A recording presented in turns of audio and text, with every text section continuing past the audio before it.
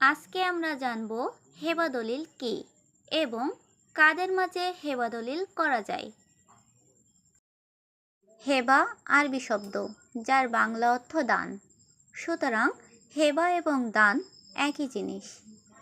আপনি যখন স্বেচ্ছায় সুস্থ মস্তিষ্কে অন্যের বিনা প্ররোচনায় কোনো প্রতিদান ছাড়াই কাউকে কোনো কিছু দিয়ে দেবেন, এটাই হচ্ছে দান অথবা হেবা। কিন্তু হেবা এবং দানের মধ্যে কিছু পার্থক্য রয়েছে। আপনি যে কাউকে দান করতে পারবেন, কিন্তু হেবা করতে পারবেন নিকটবর্তী মানুষের মাঝে। নিজ রক্ত বা নিকট আত্মীয়দের ছাড়া হেবা করা যায় না। কাদের মাঝে হেবা দলিল করা যায়? মুসলিম সম্প্রদায়ের মানুষ 3 ডিগ্রির মানুষের মাঝে এই হেবা দলিলটি করতে পারেন। আমরা সহজে শিখতে বা মনে রাখতে এই ডিগ্রিটা 3 প্রজন্মের সাথে তুলনা করতে পারি। প্রথম ডিগ্রি মা বাবা। আপনি চাইলে আপনার মা বাবার নামে হেবা দলিল করতে পারবেন। দ্বিতীয় ডিগ্রি বলতে আপনার ছেলেমেয়ের নিকট আপনি হেবা দলিল করতে পারবেন।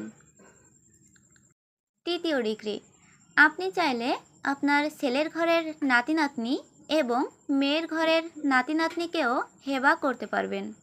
এছাড়া স্বামী স্ত্রীকে, স্ত্রী স্বামীকে, ভাই বোনের মাঝেও হেবা দলিল করা যায়।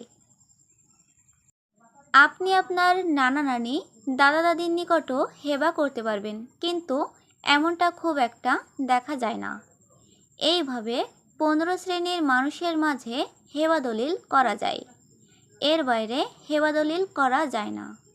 মোট কথা, এই দলিলটি যাদের সাথে আপনার রক্তের সম্পর্ক আছে তাদের মাঝেই শুধু হেবা দলিল করতে পারবেন।